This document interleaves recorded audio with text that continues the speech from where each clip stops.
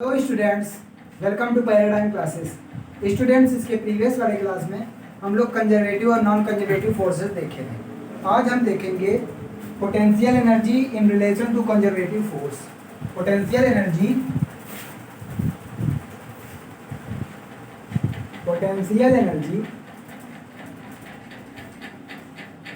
In relation to conservative force.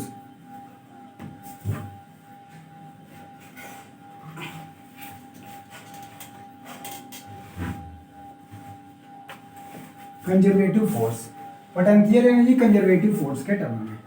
अब conservative force क्या होता था, कल बताए थे। कंजर्वेटिव फोर्स ऐसा फोर्स जो वर्क डन करे किसी बॉडी पे लेकिन इंडिपेंडेंट ऑफ पाथ हो, वर्क डन जो है इंडिपेंडेंट ऑफ पाथ हो, या फिर ऐसा फोर्स या force acting on a body the work done in a closed path is equal to zero. मतलब total work done in closed path due to conservative force वो क्या आता था, जीरो आता था। ठीक, तो इसको क्या, अब यहाँ पे पोटेंशियल एनर्जी देखेंगे। देखो, तो मान लेते हैं क्या, कहाँ पे वर्क डन जीरो आता था? कहाँ पे वर्क डन जीरो आता था? कंजर्वेटिव फोर्स के द्वारा जब क्लोज्ड पाथ में कोई वर्क डन किया जाता था तो ये कल इस तरह बताया ना, ए से बी की तरफ फिर से यहाँ तक आएंगे तो टोटल वर्क डन क्या आता था, zero, due to conservative force के कारण। तो पोटेंशियल एनर्जी किसके कारण आता है, due to change in configuration, due to configuration of the system के कारण। अब मान लेते हैं लेट फोर्स एफएक्स मतलब फंक्शन ऑफ एक्स है, वन डायमेंशन मानते हैं बस कन्वीनियंट के लिए। Let force F X acting on a body, और एफएक्स फोर्स क्या है, कंजर्वेटिव फोर्स है। Force F X and it is a conservative force,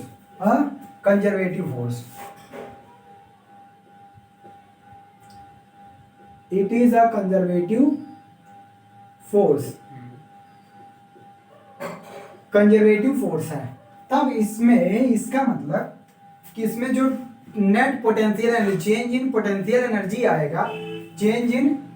energy आएगा, मान लेते हैं दो xi से x2 तक ले गए, और जो चेंज इन पोटेंशियल एनर्जी आएगा वो must be equal to negative of work done होना चाहिए। ठीक, then change in potential energy due to conservative force के कारण, change in potential energy due to conservative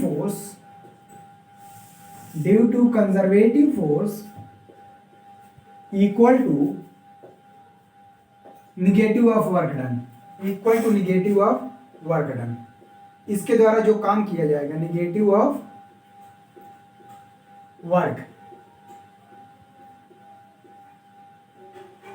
ठीक, दैट इज क्या लिखेंगे, delta U, change in potential energy minus work done. अच्छा ये बताओ, किसी बॉडी को एक्स आई से एक्स एफ फाइनल तक ले जाने में और फोर्स एफएक्स काम कर रहा है, या कैपिटल एफएक्स, फोर्स एफएक्स, तो वर्क डन का क्या फॉर्मूला लिखवाया था, फोर्स वर्क डन का जब फोर्स इस तरह से वेरिएबल हो, क्या था, एक्स आई से x f x d x, यही था ना।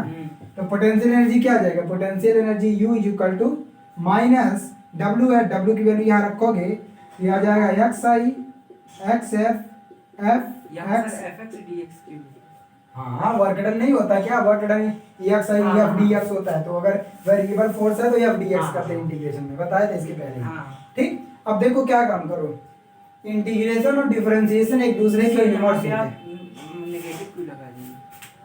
Change in potential due to conservative force के कारण, कल भी दिखाया था एक टर्म कि एक के कारण अगर पॉजिटिव वर्क डन हो रहा है तो दूसरे के, क्योंकि total work done in closed path zero होता है। इसका मतलब अगर एक जगह से दूसरी जगह तक ले जाओगे तो अगर पॉजिटिव होगा तो वहां से फिर यहाँ आओगे तो निगेटिव आएगा, तो change in potential energy negative आ जाएगा। समझ में आया, वर्क डन निगेटिव आएगा तो वही चेंज इन पोटेंशियल एनर्जी।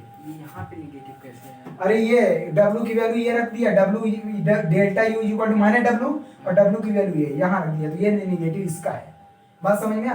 अब देखो मैं ये समझा रहा हूँ, इंटीग्रेशन और डिफरेंशिएशन दोनों एक दूसरे के इनवर्स होते हैं। ठीक, अगर इसकी हम डिफरेंशिएशन कर दें विद रेस्पेक्ट टू एक्स तो इंटीग्रेशन हट जाएगा। तो डिफरेंशिएशन करेंगे तो आएगा delta u upon delta x is equal to minus f x, minus तो रहेगा ही, इसको क्या कर दिया बाय डिफरेंशिएशन, बाय डिफरेंशिएटिंग, यहाँ पे वो एक्स हट गया cancel. By differentiating both side. ठीक, इनको क्या कर दिया डिफरेंशिएट कर दिया with respect to x, both side with respect to x, x के रेस्पेक्ट में क्या कर दिया इसको डिफरेंट। यहां से ये चीज पता चल रहा है कि rate of change in potential energy with respect to distance, और जब भी कोई भी चीज डिस्टेंस के रेस्पेक्ट में चेंज होती है तो उसको हम उसका ग्रेडियंट बोल देते हैं। क्या? ग्रेडियंट। जैसे यहाँ पोटेंशियल एनर्जी डिस्टेंस के साथ चेंज हो रहा है तो इसको बोल देंगे पोटेंशियल ग्रेडियंट। क्या? Potential gradient. कोई भी चीज जैसे हीट एनर्जी डिस्टेंस के साथ चेंज होती है तो उसको हीट ग्रेडियंट बोल देंगे। टेम्परेचर हीट डिस्टेंस के साथ चेंज हो रही है, टेम्परेचर ग्रेडियंट बोल देंगे। वेलोसिटी डिस्टेंस के साथ चेंज हो रही है, उसका वेलोसिटी ग्रेडियंट बोल देंगे। तो हम सीधा ये बता रहे हैं कोई भी क्वांटिटी अगर डिस्टेंस के रिस्पेक्ट में चेंज हो रही है उसे उसका ग्रेडियंट बोल देते हैं। तो यहाँ पोटेंशियल एनर्जी चेंज हो रही है तो इसको क्या बोलेंगे? Potential energy gradient. क्या? Potential energy gradient. ठीक, पोटेंशियल एनर्जी ग्रेडियंट। अब यहां से सीधा पता चल रहा है कि potential energy gradient is equal to the negative of conservative force. ये कंजर्वेटिव फोर्स पहले से माने थे, कंजर्वेटिव फोर्स के नेगेटिव या negative of potential gradient is equal to the conservative force. तो ये क्या दैट इज कहां पर लिख दे आप? लेकिन हमको तो लाना वो था यहाँ पे, वो नहीं लाना था, ये होता है हमने relation potential energy relation to conservative force, conservative force और पोटेंशियल एनर्जी का रिलेशन हमको बताना था। तो पोटेंशियल ये conservative force is equal to negative of the potential gradient, negative of potential gradient को इसको हम ऊपर हटा दे रहे हैं।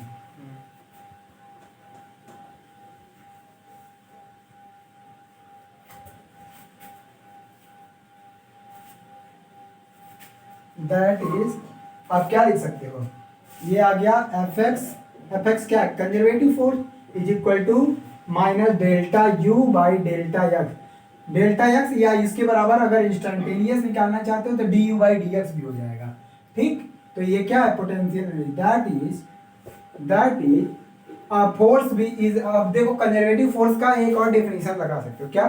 अ force is said to be conservative if the potential energy change, rate of change in potential energy with respect to distance is negative equal to the force, then this force is equal to this force is known as conservative force। मतलब अगर कोई force के कारण जो change in potential energy आ रहा है वो distance के रिस्पेक्ट में नेगेटिव आ रहा है और उसके फोर्स के बराबर हो जा रहा है तो उसको बोलेंगे कंजर्वेटिव फोर्स।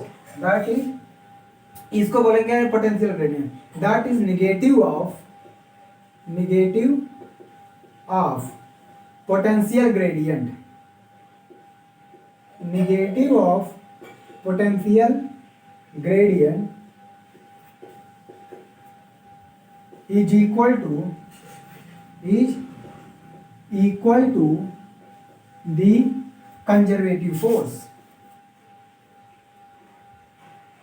कंजर्वेटिव फोर्स, बात समझ में आया? यही रिलेशन हमको निकालना था कंजर्वेटिव फोर्स और पोटेंशियल एनर्जी के बीच में। तो negative of potential gradient is equal to conservative force.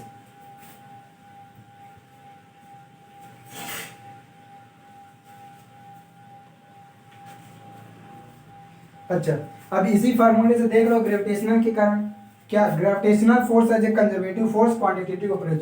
हालांकि ग्रेविटेशनल फोर्स कंजर्वेटिव फोर्स कैसे है इस बात को हमने कल दिखाया था। जब कंजर्वेटिव फोर्स का मतलब ऐसा फोर्स जो वर्क डन करे पाथ इंडिपेंडेंट हो, तो उसको मैंने पाथ इंडिपेंडेंट के टर्म में दिखाया था। लेकिन इस फॉर्मूले से अगर ग्रेविटेशनल फोर्स कंजर्वेटिव फोर्स है कैसे दिखाएंगे, दिखा रहे हैं।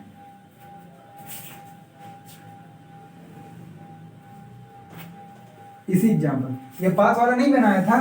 ग्रेविटेशनल फोर्स अगर एच हाइट पे है तो चाहे ऐसे जाए ऐसे जाए इसी हाइट पे, दोनों में सेम वर्क करना पड़ता था, मतलब पाथ पे इंडिपेंडेंट है। अब पाथ पे इंडिपेंडेंट होता है, उसी फोर्स को क्या बोलते हैं, कंजर्वेटिव फोर्स। ये तो यहाँ से डिस्प्लेसमेंट नहीं था। हाँ, यहाँ डिस्प्लेसमेंट नहीं था। डिस्प्लेसमेंट काहे नहीं है, यहाँ से स्टार्ट किया, यहाँ वाला फाइनल पहुंचा, तो टोटल डिस्टेंस ये नहीं ले लेंगे, वो लोग हाइट ले लेंगे ना पूरा। तो यहाँ पाथ इंडिपेंडेंट कल दिखाया था कि, और यहाँ पे हमने फिगर बना के या ऐसे समझा के आज तो हम वही देखेंगे। पाथ इंडिपेंडेंट यहाँ पे, कहाँ पे नहीं था, यहाँ पे, यहाँ पे हम कहाँ पाथ लिए, तो वो आप कह रहे हैं ना। अरे डिस्टेंस के साथ ये चेंज होगा पोटेंशियल एनर्जी, और पहली बात यहाँ सेम पाथ में पोटेंशियल एनर्जी चेंज ही नहीं हो रहा था, तो वो तो जीरो हो जाएगा, बाकी जैसे जैसे ऊपर उठेंगे पोटेंशियल एनर्जी चेंज होगा। हम जो दिखा रहे हैं gravitational force, gravitational force as a conservative force, conservative force, quantitative approach, qualitative बताया था, क्वांटिटेटिव अप्रोच।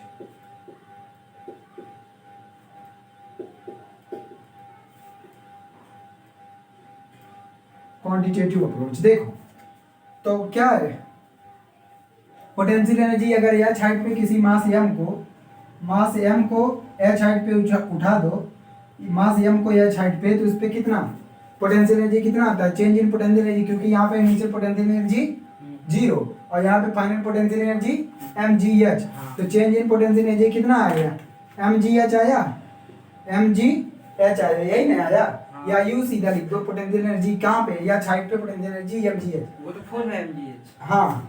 अब हमको निकालना du/dx, h के यहाँ पे x क्या है, h है, तो du/dh निकालेंगे, इसका डिफरेंशिएशन करोगे तो क्या आएगा, तो आएगा mg, और कंजर्वेटिव फोर्स किसके बराबर होता था, माइनस निगेटिव ऑफ, mg कैसे, डिफरेंशिएशन करो, ये तो कांस्टेंट है, h is equal to 1, h क्या वेरिएबल बना दो, तो du f is equal to क्या था, माइनस du/dh, यही था ना, अभी लिखे f is equal to minus, तो ये आ जाएगा माइनस mg, माइनस mg का मतलब, माइनस mg देखो, माइनस mg का मतलब ये बॉडी ऊपर उठ रही है, मतलब डिस्प्लेसमेंट, इस बॉडी को पोटेंशियल एनर्जी कब आया, जब नीचे से ऊपर ले जाएगा ना, लेकिन ये जो फोर्स लग रहा है वो किधर लग रहा है, नीचे की तरफ, नीचे मतलब दोनों का अपोजिट डायरेक्शन है, पोटेंशियल एनर्जी अगर ऊपर की तरफ जाने पे बढ़ रहा है, तो जो कंजर्वेटिव फोर्स है वो नीचे लग रहा है, इसका मतलब नेगेटिव, बात समझ में आता, ये आ गया क्या, फोर्स नीचे की तरफ लग रहा है, और यही दिखाता है क्या, माइनस mg, और ये क्या है, कंजर्वेटिव फोर्स है, क्योंकि ये बात प्रूफ हो गई, f is equal to mg, या माइनस du/dh is equal to f, जो कि mg के बराबर था, ठीक। अब आते हैं आगे, अच्छा एक प्रूफ वैसे है काइनेटिक और पोटेंशियल में के टर्म में, ग्रेविटेशनल फोर्स के द्वारा, वो मैंने करवा दिया है, जो कल वेलोसिटी का लेके हाफ mv² वाला फार्मूला लगा के mgh प्रूफ किया था। अब आते हैं principal of conservation of mechanical energy.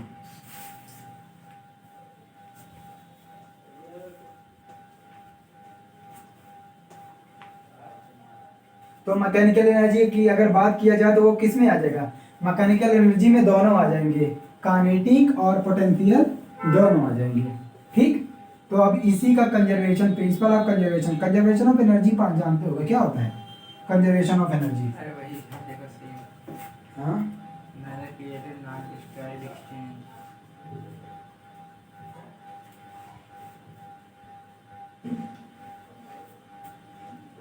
Principal of conservation of energy,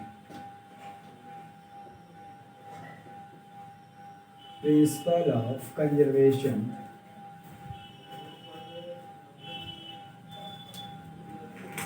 conservation of mechanical energy,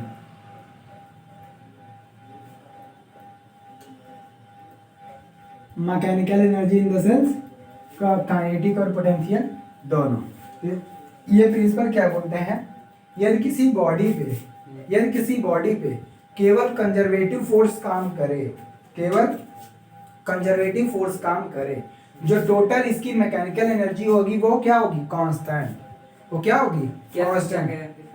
ये कहता है कि यदि किसी सिस्टम पे या सिस्टम ऑफ बॉडी पे केवल जो वर्क डन हो रहा है वो ड्यूटी कंजर्वेटिव फोर्स के द्वारा हो, तो टोटल एनर्जी इसकी क्या रहेगी, कांस्टेंट रहेगी। जैसे कंजर्वेटिव फोर्स के द्वारा कुछ कांस्टेंट है, हाँ अभी आगे प्रूफ करवाएंगे, अभी आएंगे, पहले इतना समझो। देखो तो इसका स्टेटमेंट पहले देखो। It states that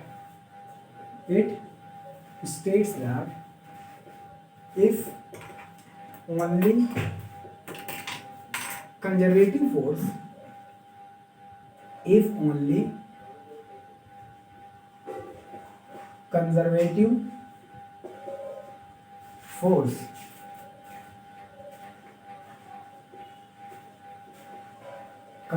force acting on a body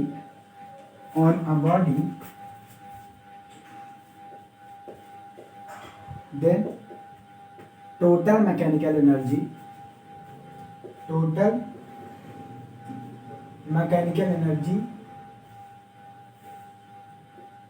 system of body लिखना चाहिए। acting on a system of body, acting on a system of, यहाँ नहीं दे रहा हूँ system of body, then total mechanical energy of system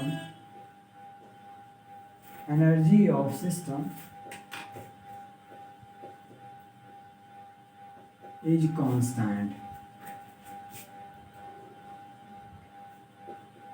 total mechanical energy of system क्या होगा?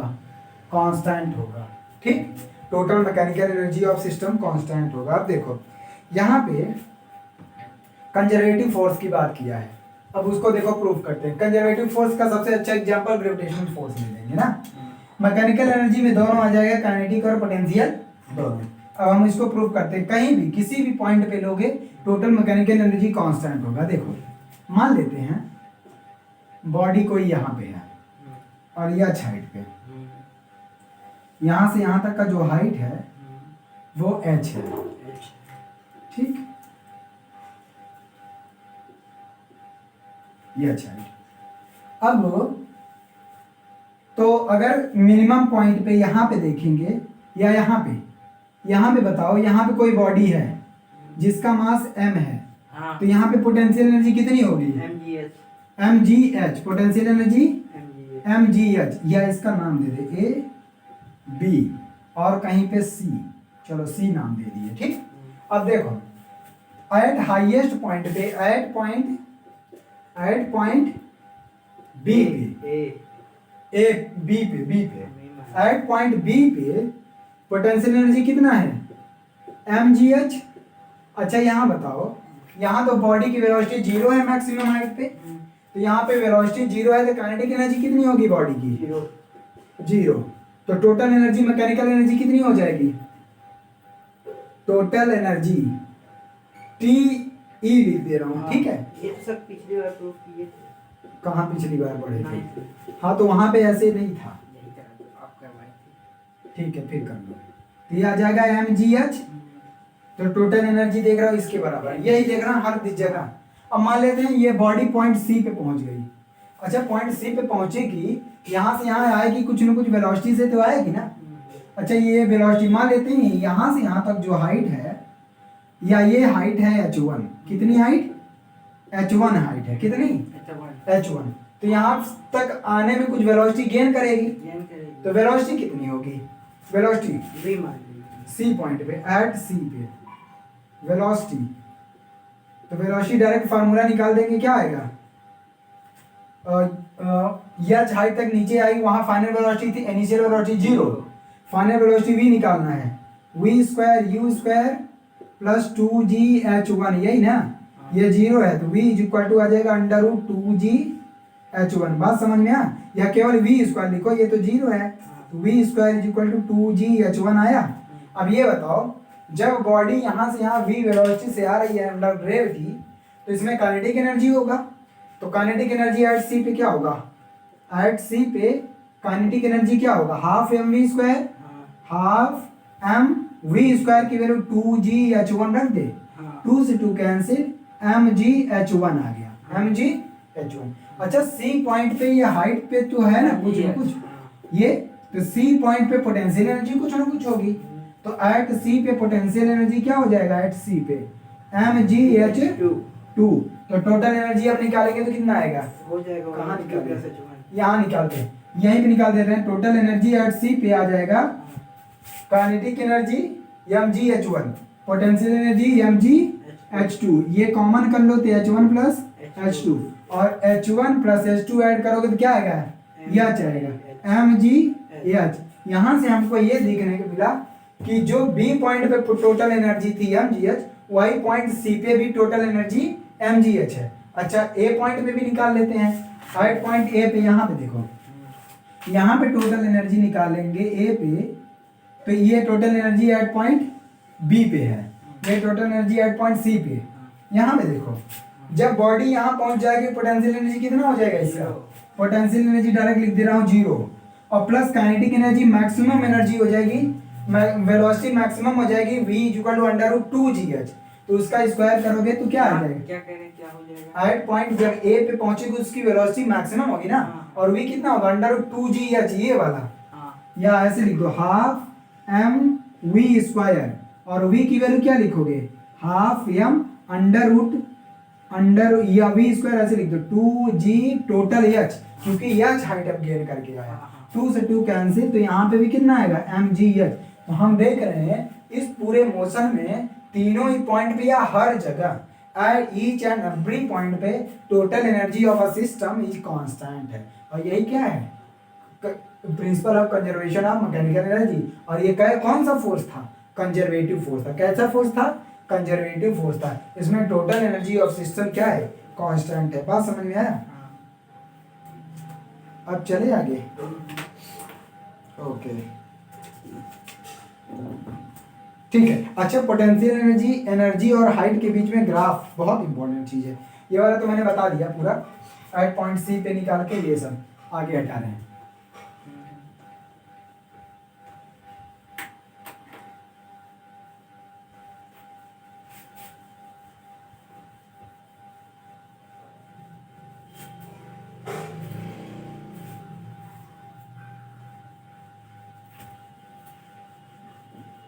देखो, energy और हाइट के बीच में ग्राफ खींचा जाए।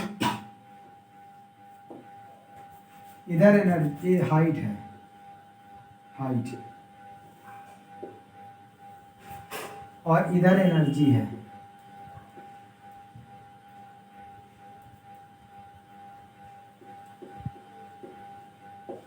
चलो बताओ, हाइट के साथ काइनेटिक एनर्जी बढ़ेगी या घटेगी, हाइट के साथ काइनेटिक एनर्जी हाँ घटेगी, और पोटेंशियल एनर्जी बढ़ेगी। हो गया। पोटेंशियल एनर्जी ऐसे बना दो, और ये पोटेंशियल एनर्जी बढ़ रही है, और काइनेटिक एनर्जी तो मैक्सिमम पॉइंट पे, मैक्सिमम देखो, अगर जीरो हाइट, यहाँ पे जीरो हाइट आएगी तो मैक्सिमम काइनेटिक एनर्जी होगी जीरो हाइट पे, और उसके बाद हाइट जैसे जैसे बढ़ाते जाओगे, ये देखो हाइट बढ़ रही है, हाइट जैसे जैसे बढ़ाते जाओगे काइनेटिक एनर्जी घटती जाएगी। ये घट के आया कि नहीं यहाँ तक, ये आ गई, ठीक है। और यहाँ पे मिल जाएगा। अच्छा, कोई एक ऐसा पॉइंट होगा जहाँ पे काइनेटिक और पोटेंशियल दोनों इक्वल होंगी, ठीक है, और टोटल एनर्जी हमेशा कांस्टेंट रहेगा। और टोटल एनर्जी क्या होगा, यहाँ से टोटल एनर्जी कांस्टेंट, ये टोटल एनर्जी वाला है, क्योंकि ये एनर्जी है ना, ये टोटल एनर्जी वाला है। यहाँ क्या होगा, पोटेंशियल और प्लस काइनेटिक, ठीक। इस पॉइंट पे काइनेटिक जीरो तो पोटेंशियल के बराबर टोटल हो जाएगा, और इस पॉइंट पे पोटेंशियल जीरो तो काइनेटिक के बराबर हो जाएगा टोटल एनर्जी, ठीक है। ये आ गया ग्राफ एनर्जी और हाइट के बीच में। अब आते हैं क्वेश्चन पे, बहुत अच्छे अच्छे क्वेश्चन हैं।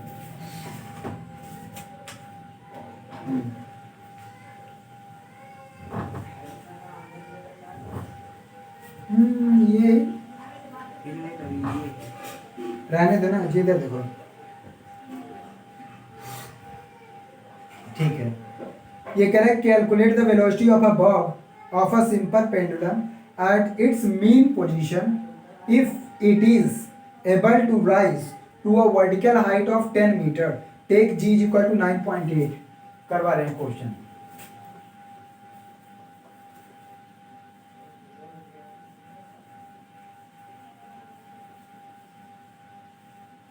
चलो देखो, एग्जाम्पल नंबर फर्स्ट देखो।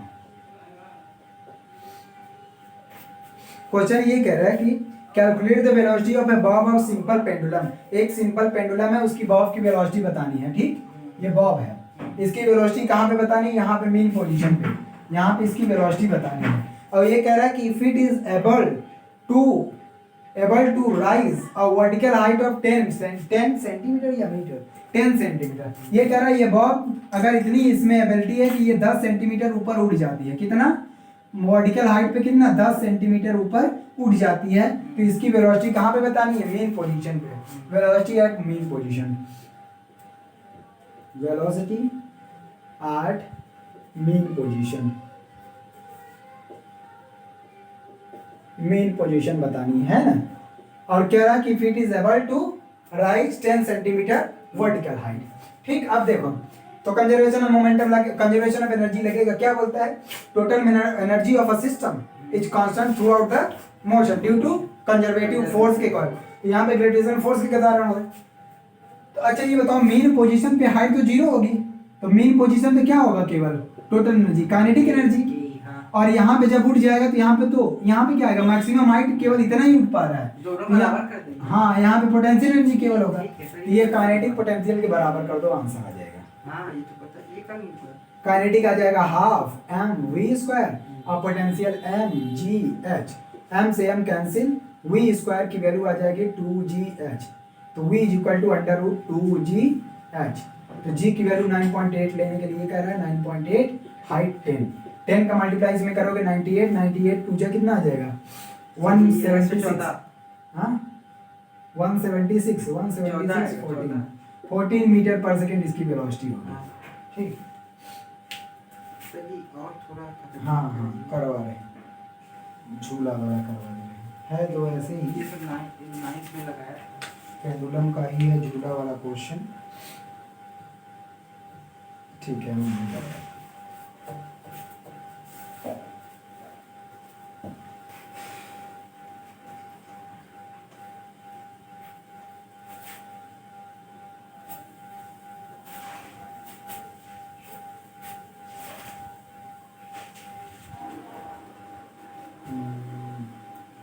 या दूसरा करवा दो, कुल मिला के हम। अच्छा समझ लो, देख लो। A girl of mass 40 kilogram sits in a swing formed by a rope of 6 metre length. 6 metre की रस्सी है, समझ लो झूला झूल रही है वो। 6 मीटर की रस्सी से लगी हुई है। कह रहा है कि a person pulls the swing to a side, एक तरफ उसको स्विंग को खींचता है, so that the rope makes an angle 60 degree with the vertical. इस तरह से इसे खींचता है कि रस्सी जो है 60 डिग्री का एंगल बना लेती है वर्टिकल से। कह रहा है कि what is the gain in potential energy of the girl. Girl उसमें कितना पोटेंशियल एनर्जी गेन करेगी? देखो ये कह रहा है, ये स्विंग है, ऐसे पूरा गर्ल यहाँ झूले में है, और इसमें एक आदमी इसको ऐसे खींच लिया। जब इसने इसको खींचा तो इस समय उसकी जो रस्सी थी वो 60 डिग्री का एंगल बना ली। तो ये कह रहे कि ये गर्ल जो है कितना पोटेंशियल एनर्जी गेन कर ली। तो सिंपल क्या करना है? हाइट निकालना है यहाँ पे। तो हाइट निकालना है, कैसे निकालोगे? इसको थोड़ा और स्विंग करा दो, ऐसे मान लेते हैं। ठीक, तो ये हाइट निकल जाएगा तो आ जाएगा पोटेंशियल एनर्जी। ठीक है, देख लो जल्दी से हो जाएगा। तो ये मान लेते हैं हाइट है, ये अच्छा हाइट, ये अच्छा हाइट तक उठी इतना पूरा। अब देखो इसमें गर्ल का मास वो दिया कि नहीं? अच्छा 40 किलोग्राम मास है गर्ल की। Example number 2, mass of girl कितना दिया? 40 किलोग्राम। क्वेश्चन नंबर इसमें कौन सा है? हाँ, इसमें क्वेश्चन नंबर 26 है, एग्जाम्पल नंबर। पहले वाला 25। हाँ, 60 डिग्री। और जो रस्सी की लेंथ है वो 6 मीटर है। कितनी? 6 मीटर है रस्सी की लेंथ। इसका मतलब ये भी 6 मीटर होगा, यहाँ से यहाँ तक। ठीक, अब देखो तो हमको निकालना क्या है? ये वाली हाइट निकालनी है, ये वाली हाइट निकालनी है। अब देखो तो इसको यदि हम रिजॉल्व करेंगे, या फिर ऐसे समझो, ये h है, ये h है। ठीक, ये टोटल हाइट कितनी थी? 6 मीटर। 6 में h घटाओगे तो ये वाली कितनी बचेगी? 6 माइनस h। अब हमको मिल गया हाइपोटेनियस, और ये क्या मिल गया? क्या बोलते हैं बेस। तो cos 30 लगा सकते, cos 60 इज इक्वल टू पर base upon hypotenuse 6 minus h upon 6। cos 60 की वैल्यू होती है 1/2, 2 3 जा 6, तो 6 माइनस h आ जाएगा 3। तो h इज इक्वल टू कितना आ गया? 3 मीटर। 3 मीटर ऊपर उड़ गई लड़की, ठीक है, 3 मीटर ऊपर उड़ गई। इसका मतलब पोटेंशियल एनर्जी कितना गेन कर लेगी, सीधा निकल जाएगा mgh। 40 किलोग्राम की कूद है, 10 इसको ले लो, 3 चाहते हैं 1200 जूल। 1200 जूल पोटेंशियल एनर्जी क्या कर लेगी, गेन कर लेगी मिट्टी। ठीक हो गया। अच्छा, हम अब इस टाइप का क्वेश्चन नहीं करवा रहे हैं। एक क्वेश्चन है, ठीक है, पढ़ दे रहे हैं, देखो अगर समझ में आ जाएगा।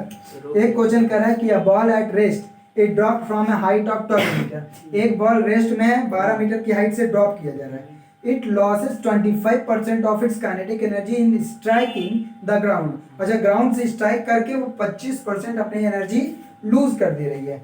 Ball find the height to which it bounce, how do you account for the loss in kinetic energy. ये समझ में आया क्वेश्चन, आराम से कर सकते हो। ऊपर के था वही नीचे के कर देंगे, के ऊपर से निकाल लेंगे। ऐसे कह रहा है, समझ लो, हो जाएगा वैसे। बॉल रेस्ट में थी, नीचे आई, जितना भी उसका काइनेटिक एनर्जी था उसका 25% लॉस कर दी। 25% लॉस की, इसका मतलब 75% बचेगा। वही 75% एनर्जी लेके ऊपर जाएगी और उसको mgh के बराबर कर दो, जितना ऊपर h1 यही हाइट है। कर लेना इसको।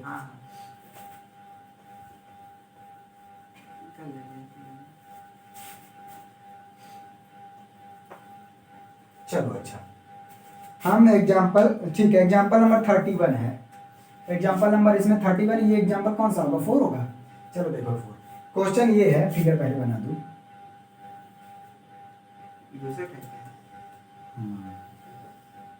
ऐसा है, ठीक, ये सेमी सर्कल है और इसका रेडियस यहाँ a और ये b, इसका रेडियस जो है r है, ठीक, इसका रेडियस ये r है। और अच्छा, बॉल यहाँ से ढगनाया गया है, ये हाइट, ये अच्छा है, ये अच्छा हाइट से। इसमें क्वेश्चन क्या कह रहा है, क्वेश्चन समझ लो। ये कह रहा है कि फिगर में शो किया है कि frictionless hemispherical bowl of radius r, ये एक हेमिस्फेरिकल बाउल है, इसमें फ्रिक्शन फोर्स कुछ नहीं लग रहा है। तो इसमें कह रहा है कि यह बॉल, इसका रेडियस r दिया हुआ है, कह रहा है कि बॉल ऑफ मास m, एक बॉल है जिसका मास m है, ये मास ऑफ बॉल है, ठीक। A ball of mass m is pushed down the wall from the point A point से इसको क्या किया गया, नीचे की तरफ पुश किया जा रहा है। It just rises up to the edge of bowl, ये कह रहा है कि ये it just rises up to the edge of bowl, कब कह रहा है ball of mass m is pushed down the wall from a point A, push down, it just rises up the edge of bowl, calculate the speed with which the bowl is pushed down along the wall। मतलब ये कह रहा है कि इसमें बताओ आप कि कैलकुलेट करना है कि कितनी स्पीड से ये यहाँ पे इसको पुश किया गया। मतलब ये कह रहा है कि इसकी स्पीड यहाँ कितनी स्पीड से इसको पुश किया गया कि ये जस्ट राइज का मतलब यहाँ पहुँच के थोड़ा सा ऊपर उठा, बस मतलब ये समझ सकते हो, बस यहाँ मैक्सिमम पॉइंट तक पहुँचा है। बस समझ में आया। अब देखो क्वेश्चन दिया है, बहुत अच्छा, मास उसको दिया है, मास दिया है, ठीक, हाँ कितना m दिया है ना, वो नहीं दिया है क्वांटिटी। तो ये वेलोसिटी पूछ रहा है कि calculate the velocity with which the ball is pushed down the bowl to which the ball just rises up the edge. दूसरे एज में ये कह रहा है कि it just rises up the edge of the bowl, calculate the, ठीक है। अब देखो यहाँ पे क्या काम करेंगे, ये फिगर दिया हुआ है, यहाँ से इसको पुश किया जा रहा है, क्योंकि देखो, अच्छा ये बताओ, यहाँ सोच के एक हमने एक्सपेरिमेंट बताया था, गैलीलियो का एक्सपेरिमेंट, जब हम पढ़ा रहे थे लॉज ऑफ मोशन। गैलीलियो के एक्सपेरिमेंट में एक चीज ये बताया था कि वो 2 इंक्लिन्ड प्लेन लिए थे, इस तरह से यहाँ से एक बॉल को ऐसे छोड़ा जा रहा है, तो वो जिस हाइट से आ रही उतनी ही हाइट को गेन करने के लिए उतनी हाइट ऊपर चढ़ती है। अगर ये बॉल ए से छोड़ा जाता है, अगर ये दोनों सेम हाइट पे हैं क्योंकि ये से हेमिस्फेयर है, तो ये बॉल अगर यहाँ से छोड़ा जाता है वेलोसिटी से तो ये यहाँ तक आराम से पहुँच जाता। लेकिन अगर ये यहाँ से थोड़ा नज़दीक से छोड़ा गया है तो वो इतनी हाइट ही पहुंचेगा, लेकिन पहुंचाना है उसको कहाँ, यहाँ पे। ऊपर ठीक है, बात समझ में। तो यहाँ पे क्या लगेगा, कंजर्वेशन ऑफ एनर्जी। इसका मतलब जिस वेलोसिटी से टोटल एनर्जी यहाँ पे और must be equal to total energy यहाँ पे होना चाहिए, होना चाहिए ना। तो देखो, तो टोटल एनर्जी कांस्टेंट होना चाहिए by conservation of energy, by conservation of mechanical energy, conservation of mechanical energy, mechanical energy, total energy must be constant, total energy constant.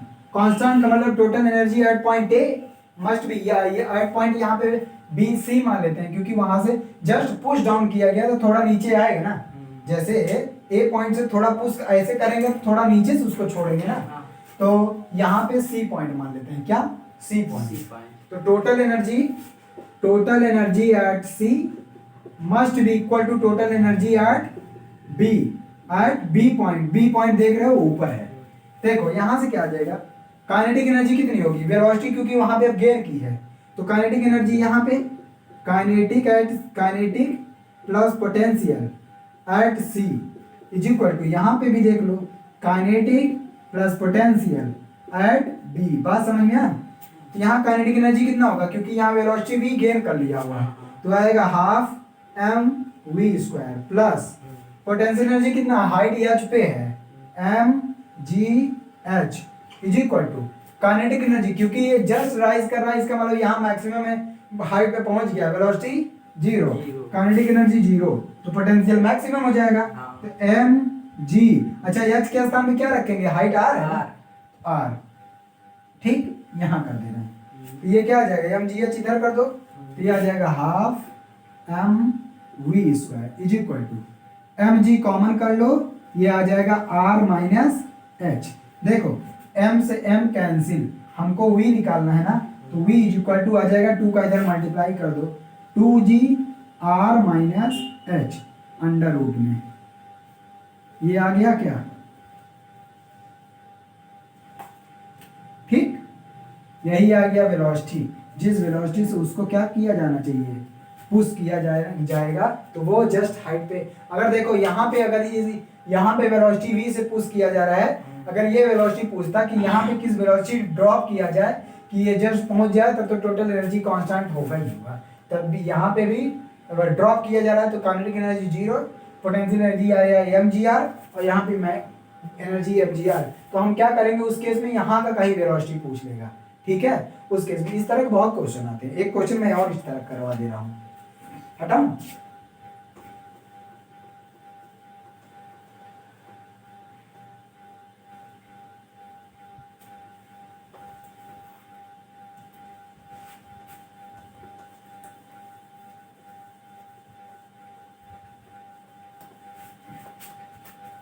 इसका तो फिगर ठीक है, देखो एग्जांपल नंबर इसमें 32 है, इसमें एग्जांपल नंबर 5 होगा ना। देखो क्वेश्चन, ये क्वेश्चन है, मैं फिगर बन जाए, फिगर पड़ेगा,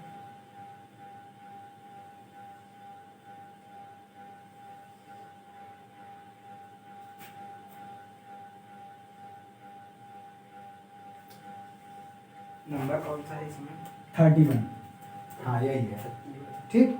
इसमें ए पॉइंट यहाँ पे है, बी पॉइंट यहाँ पे है, यहाँ से थोड़ा ऐसे ही आया है, ऐसे लिखा है, बी पॉइंट यहाँ पे है, सी, अच्छा ये एक ब्लॉक है, ये खुद एक ब्लॉक है, क्या है, ये खुद एक ब्लॉक है, इस पे रखा गया हॉरिजॉन्टल सरफेस पे, ठीक। इस ब्लॉक का मास कैपिटल एम दे रखा है, क्वेश्चन पढ़ता हूं मैं, क्वेश्चन अभी मैं पढ़ता हूं, और इसका मास m है विद वेलोसिटी v से, ठीक है, कोई दिक्कत नहीं। अब क्वेश्चन पढ़ता हूं, क्वेश्चन क्या कह रहा है, a body of mass m 9.8 kilogram, इसका मास दिया है कैपिटल m 9.8 किलोग्राम, ठीक। A body of mass m 9.8 kilogram with a small disc of mass 0.2 kilogram। अच्छा इसके साथ एक स्मॉल डिस्क है, ये डिस्क, इसका मास दिया है 0.2 किलोग्राम, कितना? 200 ग्राम। हाँ, तो ये कह रहा है कि placed on it horizontal surface A B. अच्छा, ये जो डिस्क है हॉरिजॉन्टल सरफेस ए बी पे रखा गया है। उसके बाद कह रहा है कि रेस्ट में है, rest on the smooth horizontal. अच्छा, ये जो पूरी बॉडी है ये एक स्मूथ हॉरिजॉन्टल सरफेस पे रखा गया है, ठीक, horizontal plane as shown in the figure. The disc can move freely along the smooth groove A B C. अच्छा, ये ग्रूव है पूरा, ये डिस्क जो है इस पे मूव कर सकता है, अलोंग फ्रीली मूव कर सकता है, ठीक। Groove A B C of mass m to what height relative to initial position. मतलब कह रहा है कि इस इनिशियल पोजीशन से कितनी हाइट पे, मतलब यहाँ से कितनी हाइट पे, मतलब यहाँ से कितनी हाइट पे ये उठे। ये कह रहा है कि to what height relative to initial position will the disk rise after separating from the body of mass m when initial velocity v is equal to 5 metre पर सेकेंड। ये जो दिया है 5 मीटर पर सेकेंड, क्या बोल रहे हैं? यहाँ चढ़ने की बात उठेगी क्या? हाँ हाँ, बता रहे हैं, समझा रहे हैं। ये कह रहा है कि 5 मीटर पर second is given to it in the horizontal direction.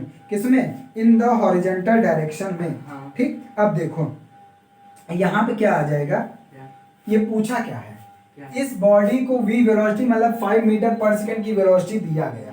ये कह रहा है कि इससे कितनी हाइट पे, यहाँ पे जब इस ब्लॉक को छोड़ेगा, जैसे यहाँ पे इस वेलोसिटी से आई और इस ब्लॉक को छोड़ेगा तो कह रहा है कितनी हाइट तक उठेगा, यही हाइट पूछ रहा है। मतलब इसके रिस्पेक्ट में ये कितनी हाइट पे उठेगा ये पूछ रहा है।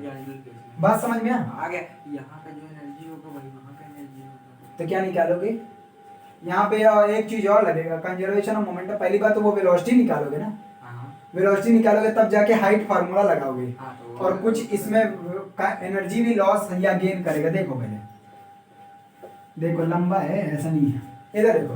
अब ये बताओ, जब ये v वेलोसिटी से जाएगा तो इसमें थोड़ा बहुत फोर्स लगाएगा ना, इसमें फोर्स लगाएगा तो इसकी कुछ एनर्जी लॉस होगी कि नहीं होगी इस प्रोसेस में? तो वो लॉस एनर्जी, अब जो लॉस एनर्जी हो गई वो तो ठीक है, लेकिन जो एनर्जी उसकी बची उस एनर्जी से आगे बढ़ी ना, तो उस एनर्जी को इसके बराबर करोगे। तो सबसे पहले इसका मोमेंटम, क्योंकि जब इसमें लगेगी तो ये बॉडी भी तो मूव करेगी कुछ न कुछ वेलोसिटी से आगे पीछे, तो पहले तो इसमें बॉडी, हाँ काहे नहीं, ये फ्रीली इस पे हॉरिजॉन्टल सरफेस पे रखा गया है स्मूथ पे, तो इसमें क्या आएगा? Velocity v। अब देखो तो ये आ जाएगा लेट जाए velocity, let v is the velocity with which two bodies move together। क्योंकि जब इसको वेलोसिटी दोगे, इस पे मारेगा तो ये भी कुछ न कुछ वेलोसिटी से चलेगा ना। तो इसका मतलब अब देखो कौन सी एनर्जी, पहले तो ये रेस्ट में थी, लेकिन जब ये चलने लगी तब ये मोशन में आया ना, जब ये चलने लगी इस पे लड़ी तब ना मोशन में आया। इसका मतलब कंजर्वेशन ऑफ मोमेंटम लगेगा बाय कंजर्वेशन ऑफ मोमेंटम।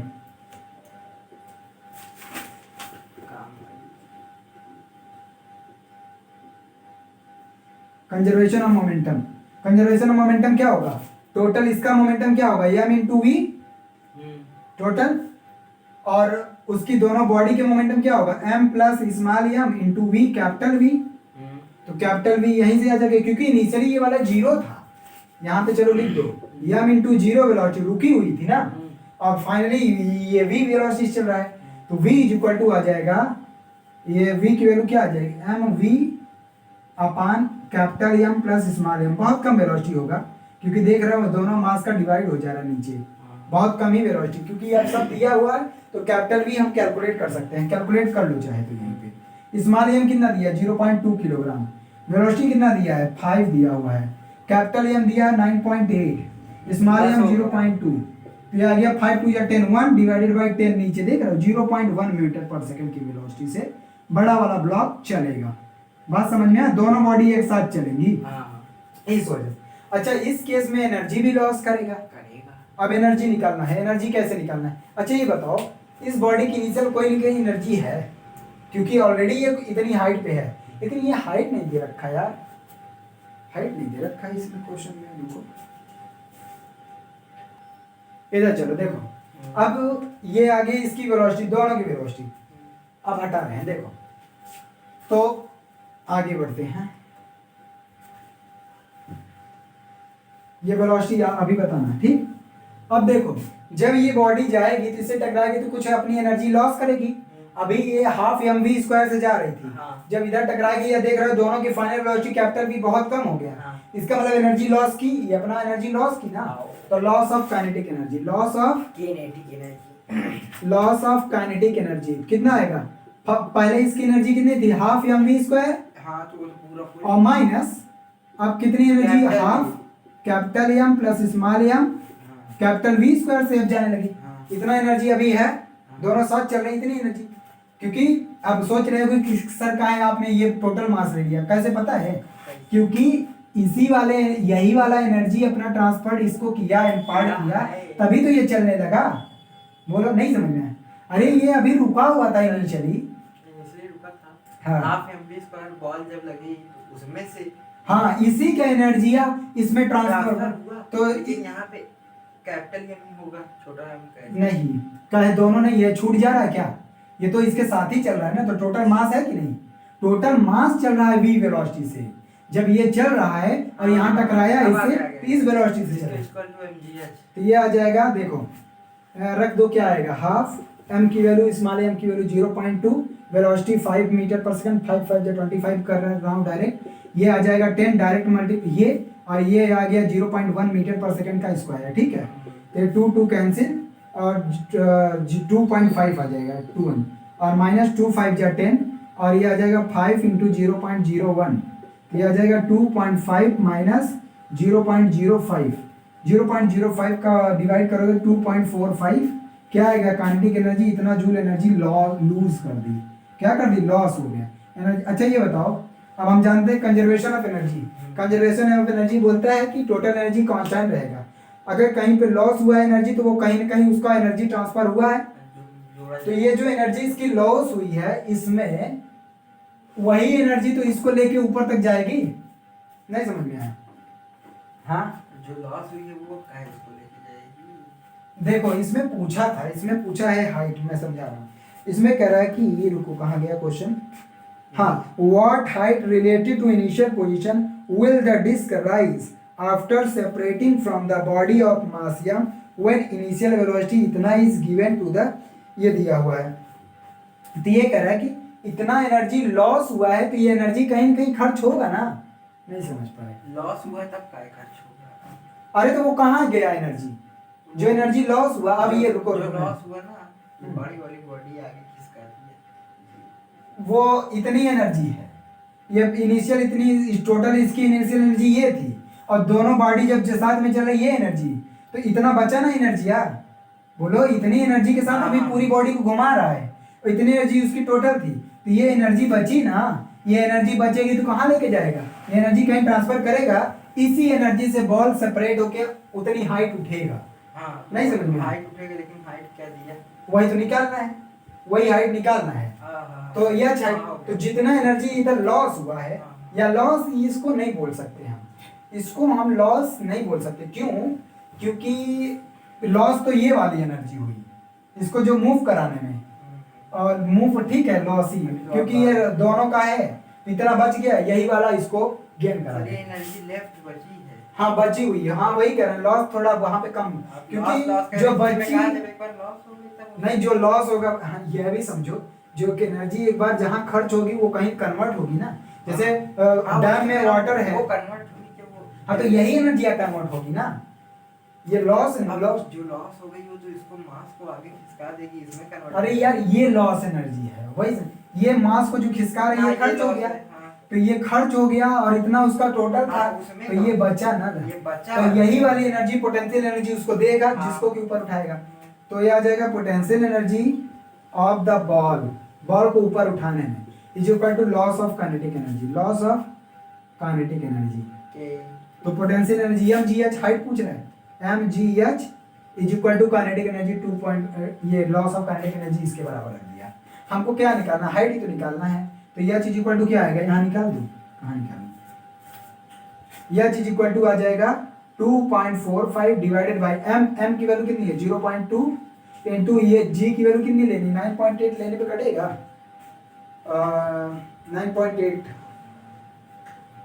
9.8 से ये पूरा पूरा कट जाएगा 7 तरीके का हाँ कट जाएगा 9.8 ले लो तो इसका मल्टीप्लाई करो 2.45 डिवाइडेड बाई 2 8 जा 16 2 9 जा 18 18 1 19 और कितनी बार 6 2 नहीं कटेगा यार नहीं कटेगा 10 ले लूँ 10 जाने दो 10 जी की वैल्यू इसमें 10 दिया हुआ था शायद नहीं कुछ भी नहीं बोला है जी की वैल्यू 10 ही ले लो जाने दो जी की वैल्यू 10 लोगे तो ये आ जाएगा 2 तो आ जाएगा 1.225 इतना हाइट इतना मीटर हाइट वो इनिशियल से उठेगा बात समझ में आया हो गया ये हो गया क्वेश्चन इस टाइप के खत्म अब इसके क्वेश्चन करना एक और करवाइए। हाँ और कोई आगे देख लीजिए। अब टॉपिक है ना यह है भी तो इस तरह का वर्टिकल वाला करवा चुका हूँ वर्टिकल वाला जिसमें रुको मैं बताऊँ